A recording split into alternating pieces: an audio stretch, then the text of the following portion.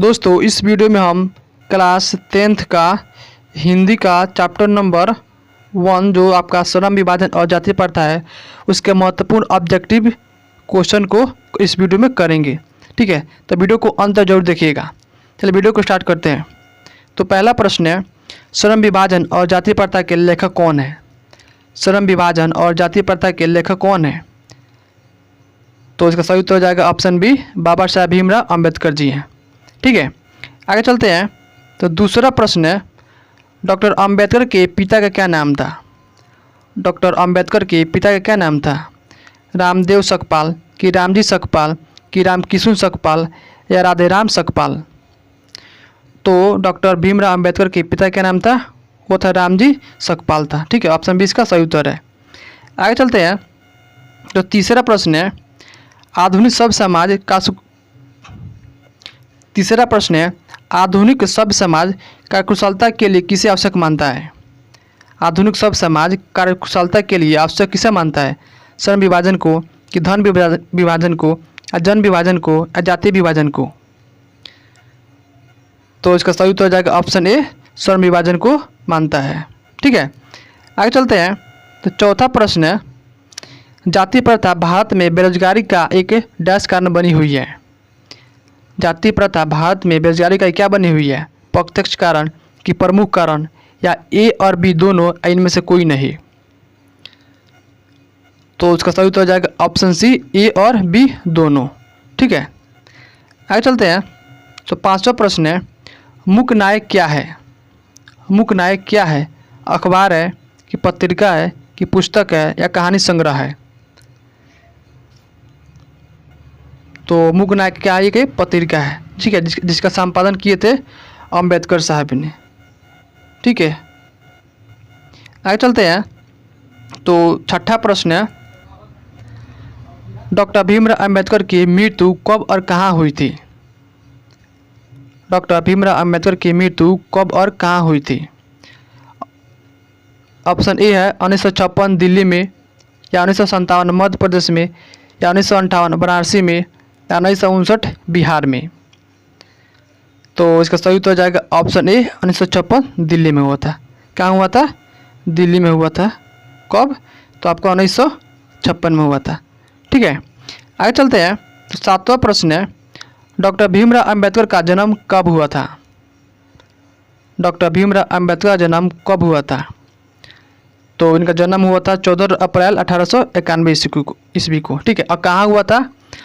तो हुआ था आपका मध्य प्रदेश में। ठीक है, मध्य प्रदेश में महू में हुआ था, यानी कि मध्य प्रदेश के महू में इनका जन्म हुआ था। कब? 14 अप्रैल 1891 ईस्वी को। ठीक है, आगे चलते हैं। तो आठवां प्रश्न है, अम्बेडकर की दृष्टि में भाईचारे का वास्तविक रूप कैसा होता है? अम्बेडकर की दृष्टि से भाईचारे का वास्तविक रूप कैसा होता है?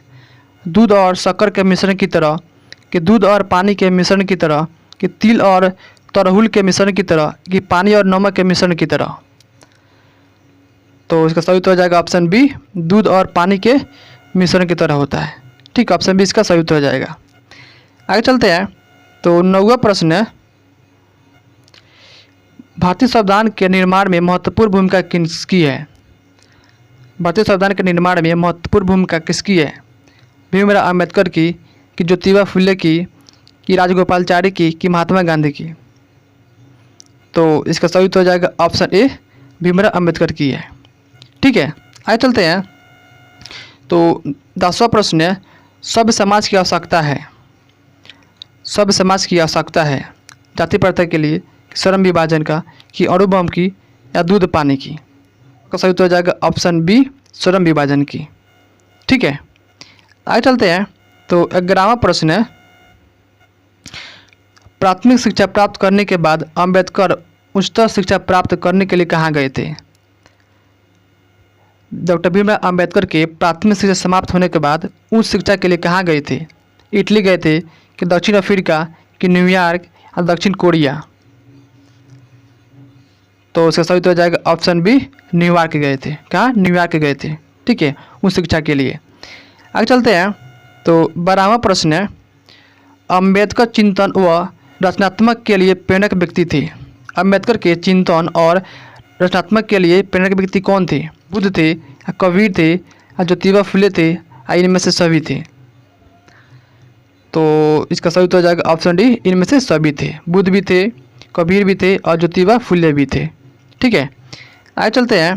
तो 13वां प्रश्न है, जाति पाति तोड़कर मंडल भाषण लाहौर में कब हुआ था? जाति पाति तोड़कर मंडल भाषण लाहौर में कब हुआ था? 1942 ईस्वी में, कि 1940 ईस्वी में, कि 1936 ईस्वी में, या 1938 ईस्वी में?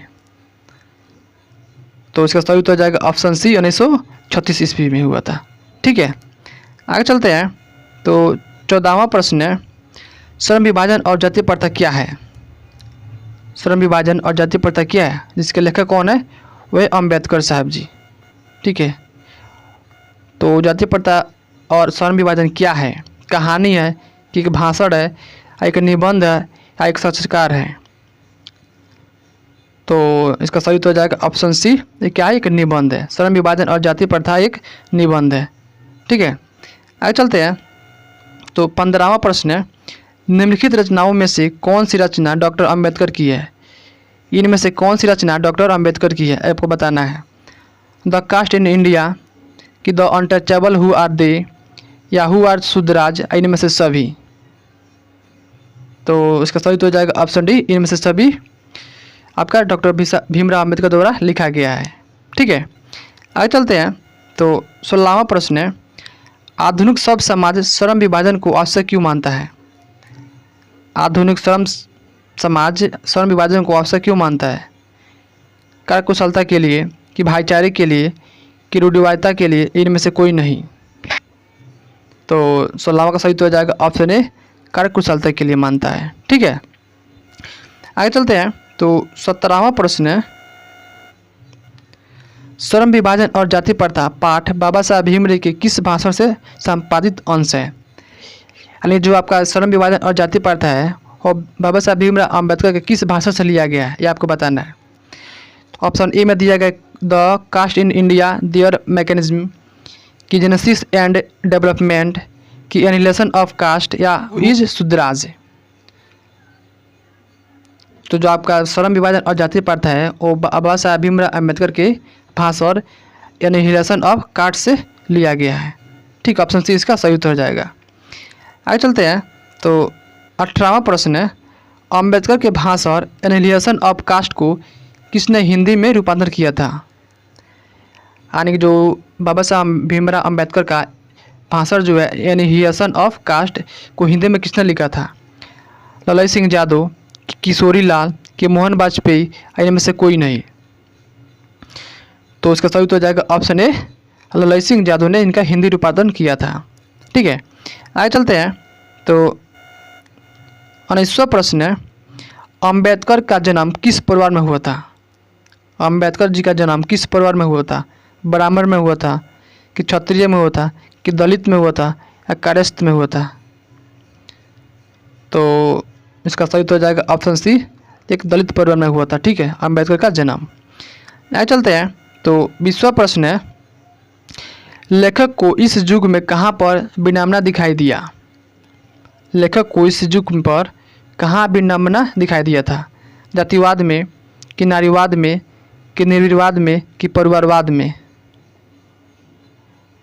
तो इसका सही उत्तर हो जाएगा ऑप्शन ए, जातिवाद में दिखाई दिया था। ठीक है, आगे चलते हैं। तो 21वां प्रश्न है, डॉक्टर भीमराव अम्बेडकर के माता क्या नाम था? डॉक्टर भीमराव अम्बेडकर के माता क्या नाम था? रानीबाई था, कि कुंती बाई, कि शीलाबाई, कि भीमाबाई? तो इसका सही उत्तर हो जाएगा ऑप्शन डी, भीमाबाई था। ठीक है, क्या था इनका माता का नाम? भीमाबाई था। ठीक है, ये भी आप लोग याद रखिएगा। आगे चलते हैं। तो 22वां प्रश्न है, डॉक्टर भीमराव अम्बेडकर ने PhD की उपाधि कब धारण की? डॉक्टर भीमराव अम्बेडकर ने PhD की उपाधि कब धारण किए थे? 1920 ईस्वी में, 1918 ईस्वी में, 1916 ईस्वी में, 1914 ईस्वी में?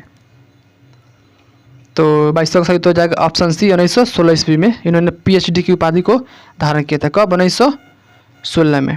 ठीक है, आगे चलते हैं। तो 23वां प्रश्न है, लेखक की दृष्टि में विडंबना की बात क्या है?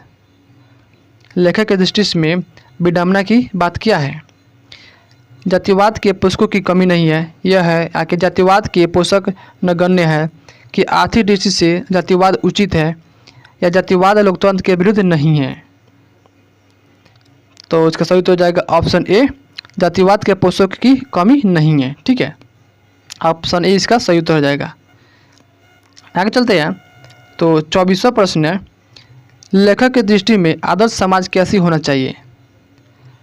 लेखक की दृष्टि में आदर्श समाज कैसे होना चाहिए, यानी कि भीमराव अंबेडकर की दृष्टि से आदर्श समाज कैसा होना चाहिए? जिसमें स्वतंत्रता, समानता और भ्रातृत्व का भाव हो, जिसमें सभी धनी हो, या जिसमें सभी पढ़े लिखे हो, या जिसमें सभी स्वस्थ हो। तो इसका सही उत्तर हो जाएगा ऑप्शन ए, जिसमें स्वतंत्रता, समता और भ्रातृत्व का भाव हो। ठीक है, आगे चलते हैं। तो 25वां प्रश्न है, लेखक बेरोजगारी की प्रमुख और प्रत्यक्ष कारण किसे मानते हैं? लेखक भीमराव अंबेडकर बेरोजगारी का प्रमुख और प्रत्यक्ष कारण किसे मानते हैं? और शिक्षा को, जनसंख्या को, कि जाति प्रथा को, कि उद्योग धंधे की कमी को। तो इसका सही उत्तर हो जाएगा ऑप्शन सी, जाति प्रथा को मानते हैं। ठीक है, आगे चलते हैं। तो 26वां प्रश्न है, the caste in India their mechanism किनकी रचना है? The caste in India their mechanism किनकी रचना है? भीमराव अम्बेडकर की, कि राम मनोहर लोहिया की, कि महात्मा गांधी की, कि सुखदेव की। तो इसका सही उत्तर हो जाएगा ऑप्शन ए, भीमराव अम्बेडकर की है। ठीक है, नेक्स्ट प्रश्न है, आर्थिक पहलू से भी जाति प्रथा है। आर्थिक पहलू से भी जाति प्रथा क्या है? लाभदायक है, कि हानिकारक है, कि अनुकूल है, इनमें से सभी है। तो आर्थिक पहलू से भी जाति प्रथा क्या है? वो भी हानिकारक है। ठीक है, ऑप्शन बी इसका सही उत्तर हो जाएगा, हानिकारक। आगे चलते हैं। तो 28वां प्रश्न है, डॉक्टर भीमराव अम्बेडकर का जन्म कहाँ हुआ था? मैंने आपको पहले ही बता दिया है कि डॉक्टर भीमराव अम्बेडकर का कहाँ हुआ था। तो उनका जन्म हुआ था महू, मध्य प्रदेश में हुआ था। ठीक है, ऑप्शन बी इसका सही हो जाएगा, कौन सा? Option A. ठीक है, आगे चलते हैं। तो 29वां प्रश्न है, डॉक्टर अंबेडकर ने किस पत्रिका का संपादन किया था? डॉक्टर अंबेडकर ने किस पत्रिका का संपादन किया था? उज्ज्वल भारत का, कि उड़ता भारत का, बहिष्कृत भारत का, या पुरस्कृत भारत का। तो इसका सही उत्तर हो जाएगा ऑप्शन सी, बहिष्कृत भारत का संपादन किए थे। ठीक है, आगे चलते हैं। तो 30वां प्रश्न है, भारतीय संविधान का निर्माता के रूप में हम किन्हें जानते हैं? भारतीय संविधान के निर्माता के रूप में हम किन्हें जानते हैं? महात्मा गांधी को, कि भीमराव अंबेडकर को, कि पंडित जवाहरलाल नेहरू को, कि सुभाष चंद्र बोस को। तो इसका सही उत्तर हो जाएगा ऑप्शन बी, भीमराव अंबेडकर को जानते हैं। ठीक है दोस्तों, इस वीडियो में हम कुल 30 प्रश्नों को किए हैं और आप कमेंट कर बताएं कि आप 30 प्रश्नों में से कितने प्रश्न का उत्तर सही किए हैं। ठीक है, मिलते हैं अब नेक्स्ट वीडियो में, तब तक के लिए जय हिंद।